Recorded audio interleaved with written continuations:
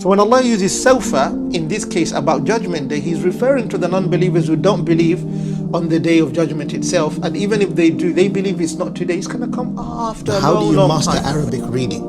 To start from the very beginning, when you don't even know a single letter, all the way to you are now capable to read on your own. Words do not come out of three types of words. How do you read Arabic without having harakat? If perhaps you received a homework, or maybe something that would assist you, but if you don't have a teacher, you are in great danger. Great danger. If perhaps you received a homework, or maybe something that would assist you, but if you don't have a teacher to literally look onto those mistakes, you are in great danger. Trust me when I say that, you are in great danger. And I can tell you this for a fact. Assalamu alaikum wa rahmatullahi wa barakatuhu. We are glad to inform you that Alhamdulillah, Allah has permitted us to launch the Arabic Bootcamp at the moment, and we are opening just for a certain period of time. Bear this in mind, it's cohort based. We only take a number of students so that we can focus on them particularly and not just give them the lessons online and maybe have them for Q&A. Actually follow along with their progress and assist them when needed. When it comes to their reading, when it comes to their writing, when it comes to their to their speaking at the same time, when it comes to the entire bootcamp, inshallah. It's a 6-week program, but it is an actual bootcamp. It's very, very intensive, and we advise for those who want to hop on board bi'idhnillahi al-kareem, do make sure that you join the program now before it's too late and the doors are closed, inshallah ta'ala. Look for the link in the description below. Do consider subscribing to our mailing list and our Telegram. Do follow us so that you may find also updates in regards to the program itself. If you have any questions as well, you can raise it in our contact us part on the website. You will see it there, or you can raise it in Telegram over there as well. You will find more clarification, inshallah. Having you with us is an honor, and we would really appreciate to be the ones that assist you throughout your journey and be the teacher that provides you that teaching and tutelage along the journey, inshallah ta'ala. الحمد لله رب العالمين وصلى الله وسلم وبارك على خاتم الأنبياء والمرسلين وعلى آله وصحبه والتابعين ومن تبعهم بإحسان إلى يوم الدين أما بعد. السلام عليكم ورحمة الله وبركاته. What we need to pay attention to is that regardless of what we want to learn in our journey of seeking knowledge, you notice there's an essential piece every single student of knowledge requires. And many of us don't pay attention to that, which is very detrimental. If you look at the modern standards of learning and how learning is perceived, you notice that many students do not get access to this a lot. And this makes their understanding of knowledge and their position of seeking the knowledge, whether it's secular knowledge or religious knowledge, become a little bit problematic, or maybe they take it the wrong way. Now, let me give you something, especially in Arabic right now, so I can show you what is it exactly that you require. Look at this. We have done this before. أليس كذلك? We have done this before. It's not new, but I want to show you. يحكى أنه كان هناك في بني إسرائيل شيخا كبير السن. Okay, I have put the harakat, as you can see already. You can see the harakat there. But then something which we have to pay attention to is this. In Arabic, as you already know, as simple as it might be, there is something called Arabic grammar. There is something called Arabic morphology, which is al-Nahw wa Sarf. We have al-Balagha, Arabic rhetorics, al-Adab, which is Arabic literature, and so forth. It goes on like that. What you require, for example, as a student of knowledge, you notice, or a student who wants to embark into knowledge, as you study Arabic, you need to study the grammar of Arabic, al-Mufradat, which is vocabulary, and al-Sarf at the same time. Yes, for example, in today's day and age, we have technology which really assists us throughout the journey. أليس كذلك? And you can go through the video, maybe video lesson, and you study like that until you get better. But the danger comes here. As you go through the lesson, you try to apply literally what you've learnt. If perhaps you received a homework or maybe something that would assist you, but if you don't have a teacher to literally look onto those mistakes, you are in great danger. Trust me when I say that. You are in great danger. And I can tell you this for a fact. Even if we live in the age of AI, مثلا, for example, a teacher of Quran, a human being that has taught Quran. اعلم هذا. القرآن من صدر إلى صدر. Rasulullah sallallahu alayhi wa sallam is told, وَلَا تَعْجَلْ بِالْقُرْآنِ مِنْ قَبْلِ أَنْ يُقْضَى إِلَيْكَ وَحْيُهُ. Do not hasten to literally recite the Quran before we haven't even completed the wahi. لا تحرك به لسانك لتعجل به إن علينا جمعه وقرآنه. Do not rush into reciting the Quran while we haven't even completed the revelation yet. However, Allah is telling him that we are going to collect it and collect you together. Basically, collect your heart and put it together, or Quran, and then allow you to recite it. What does that mean? It means that as Jibreel alayhi salam is reciting it to Rasulullah sallallahu alayhi wa sallam, يلقنه في هذا الوقت ويقرئه, you notice Allah is telling that min Jibreel ila sadrik, from the heart of Jibreel to your heart. And through this, you notice that Rasulullah sallallahu alaihi wasallam taught the Sahaba directly from one chest to another. And the Sahaba did it the same way. Why do we have the chain of ijaza, a student that receives, especially a student of Quran, or maybe if a student memorizes a matan, or so forth, and so forth. You notice, why do we have that? So that this ilm has its value. You take it from a human being to a human being. But if we say that, for example, we're going to depend on technology as much in order to attain the knowledge, then I promise you technology will fail and it would not cover and fill that gap which is missing today. Which means to say, a student, لا يستغني طالب العلم عن معلم. A student of knowledge, it is vital for them to have a teacher holding their hand throughout the journey. I promise you, Wallahi al-Azim, we would not have received the knowledge that we receive today لو لم يكن لمشايخنا, if it wasn't for our mashayikh. Up to today as we speak, I cannot survive without my sheikh. I'll be lost. And I say this as a fact. And I'm not saying it to make anyone happy. I'm being honest. Without a sheikh, without an ustad, we will be lost.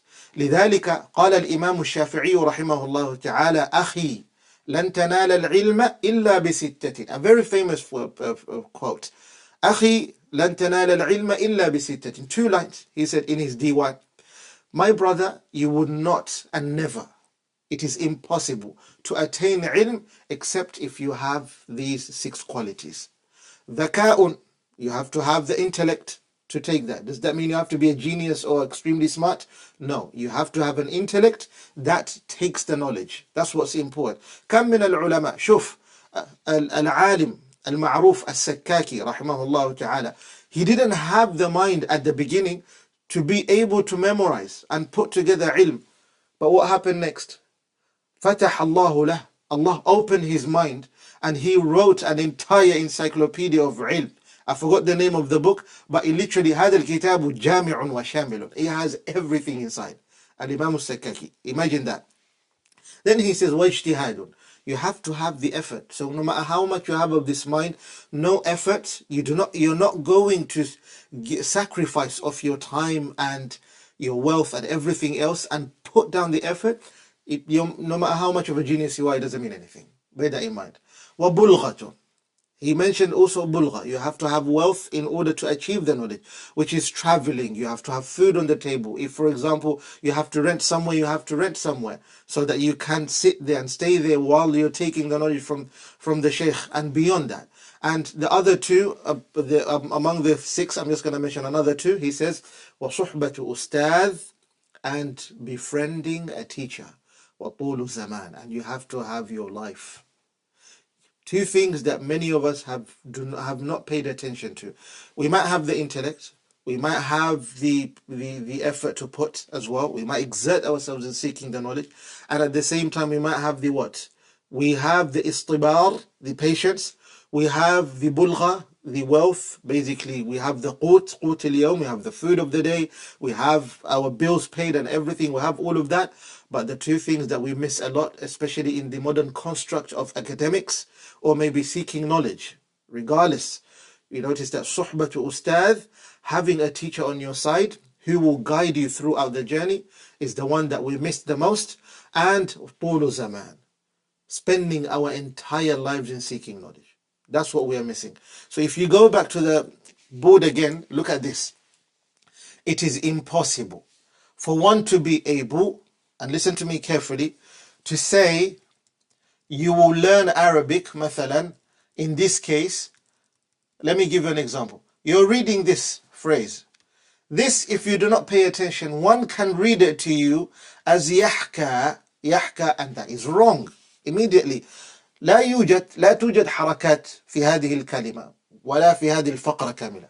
In this entire page, and you notice in this entire paragraph, and especially if you look at the word, there is no harakat, there is no diacritics. You don't find any vowel markings. For this reason, you notice you cannot read as yahka, nor can you read as yahki. Yahki, it doesn't make sense. So what do you need in this case? If you make a mistake as this, the teacher guides you. And the worst of all, this is where we have to pay attention a lot. يحكى أنه كان هناك في بني إسرائيل Now Israel اسم لا ينصرف. اسم لا ينصرف is a noun that its position is fixed, particularly when it comes to grammatical inflections. You notice these inflections, such as the fatha, the kasra, the dhamma, and the rest of the other علامات ما ينوب مقام هذه الحركات, those which stand in position of these harakat that we've mentioned. You notice that some cases they are fixed in that particular position, that it doesn't change. Understand that. Now some might read, in Arabic there's something called al-jarru or al-khafdu. If you study that, particularly in al-ajurumiyya or maybe in the early phases of studying Arabic, you notice there's something called al-khafdu or al-jarru. In that case, Israel, the main alama of the jar, I want us to look at this whiteboard. The main alama of the jar is al-kasra. What is al-kasra? Al-kasra is the kasra sign. Now look at this. Let me just change the color so you can see clearly. I'll change it to blue. Fatha is on top. Kasra is underneath. And then you have the dhamma. And then you have the sukun. These are the most simplest of signs. Now something that I want you to pay attention to is, sometimes you might find that a word such as مثلا, Allah. What word can we use in this case? Rabbun, isn't it? The dhammatain is on top of the shadda. And then you have Rabban, like that. The fathatain is on top of the shadda. Lakin when it comes to the kasra is under the shadda. So that's why you notice the kasra is still under the shadda, even if it's on top of the letter. But in this case, it's regarded as under. So you notice that in somewhat, it is written that way. This is something that I'm trying to teach you. So when it comes to the khafd itself, this is a tangent that we just looked into. The khafd is like this. If you look at the word Israel,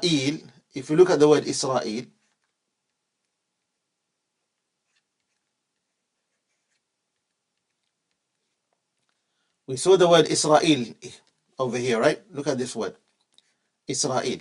This word as Israel is either going to be one of the two. Look at these two that I'm going to write for you down here so you realize. Look, let me change the color to red. You will find it as Isra'ilu,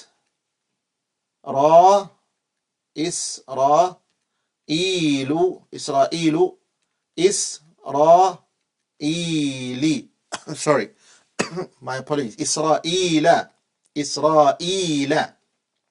Israela. Like that. Can you see مثلا إسرا إسرا إسرائيلي. Can you see this one? This one is wrong.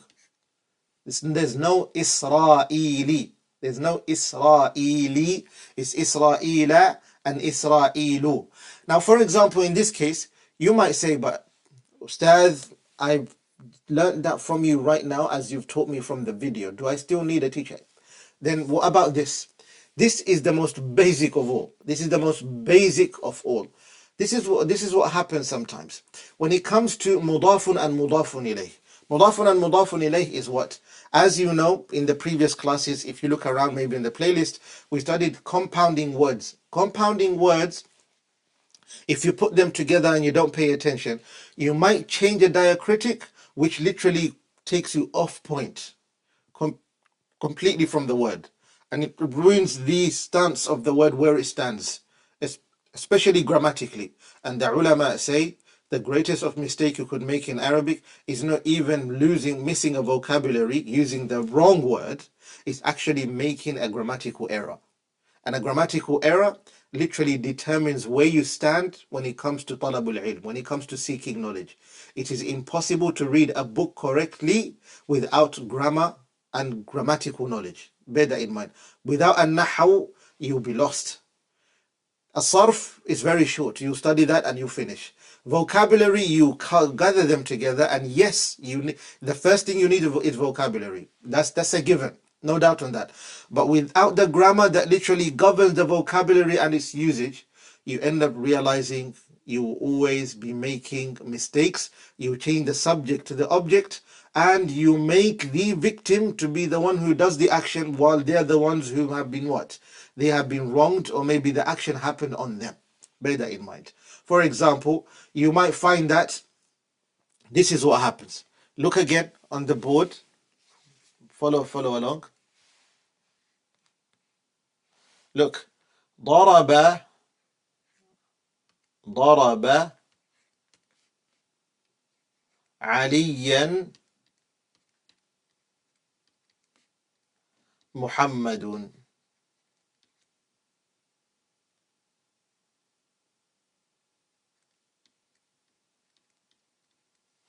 You might find also same thing. ضرب محمد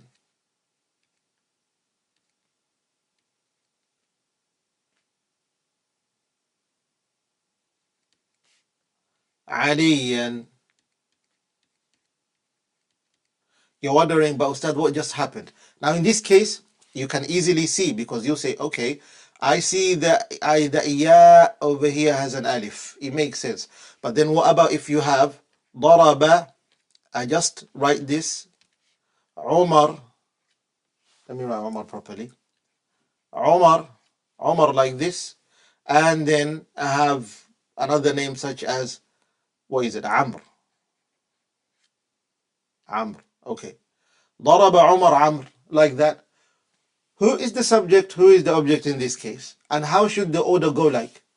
And there's no indicator indicating to you that, okay, this is what it means. So what you realize is that you're not capable of understanding that without the teacher guiding you throughout. And maybe, yes, you might go through the video lesson, you will learn it, that's fine. You need to learn that. You can go through the video lesson, it will cover it for you. You might go through the homework and cover and do it as well. But who will correct the homework? No AI, nothing of technology, but actually a human being who is well versed in the subject and is the one that will guide you throughout that journey, so that you correct those minor mistakes, such as, for example, when you are speaking, and if you have no one to correct you, you end up realizing you made a mistake and you don't even know. Yes. So what we need to bear in mind is that as you learn in your journey, you have to have one of the most important gems and the golden piece that literally takes you from level 0 to the highest jump that you ever make in knowledge, and it takes you to learn really fast, and that is صحبة أستاذ كما قال الإمام الشافعي رحمه الله. That is befriending a teacher. Without befriending the teacher, without having the company of the teacher, you find yourself that you are lost in the waters, or maybe you might make a mistake that you cannot correct, and you can't learn alone. It's like, for example, we might say you're studying fiqh in English, and it's okay, it's your first language that you speak, and it's your native language that you speak every single day. It's fine. Question is, if you do not have the teacher to ask questions, to have more clarification, you cannot read the book in Arabic properly, that you might have learnt, but you didn't have anyone to guide you, maybe you're understanding it wrongly, and you don't have anyone to correct you at the time. What happens next? You take the wrong understanding compared to that which all of the ulama, with that chain, that's how they taught it, let alone understanding it, that's how they taught it, and that is correct. So we need to bear in mind that without a teacher, we cannot elevate our standards of ilm, and we cannot excel in al-ilm. May Allah subhanahu wa ta'ala make us a people of understanding. Wa sallallahu wa sallam wa baraka ala nabiyyina Muhammad wa ala alihi wa sahbihi. Majority of the times we think about 1 to 10, 1 to 100 and that, which is not wrong. But actually, in reality, there's more than that. So when Allah uses sawfa, in this case about Judgment Day, He's referring to the non-believers who don't believe on the Day of Judgment itself. And even if they do, they believe it's not today, it's going to come after a long, long time. How do you master Arabic reading? To start from the very beginning, when you don't even know a single letter, all the way to you are now capable to read on your words do not come out of 3 types of words. How do you read Arabic without having harakat? If perhaps you received a homework, or maybe something that would assist you, but if you don't have a teacher, you are in great danger.